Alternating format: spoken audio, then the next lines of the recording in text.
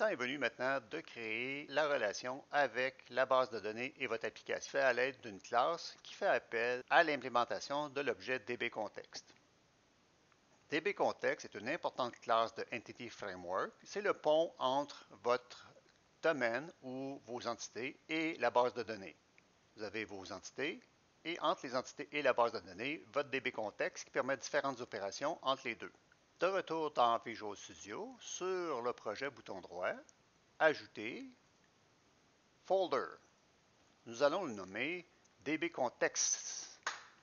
Sur le nouveau classeur créé, DBContext, bouton droit, Ajouter, Classe. Vous pouvez créer votre contexte avec intervention plurielle, DBContext, notation en dos de chameau. Ajouter.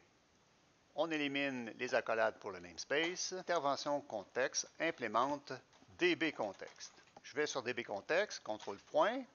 Je m'attends à avoir un using, ce qui n'est pas le cas. Je dois installer un package pour pouvoir utiliser l'objet DBContext.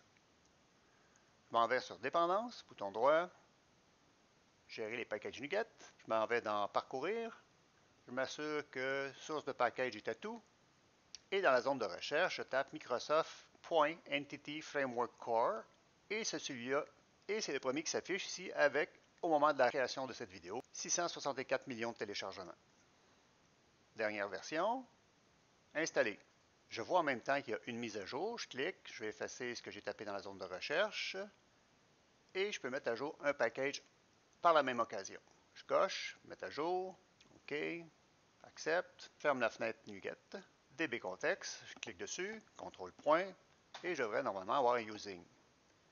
Entity Framework Core.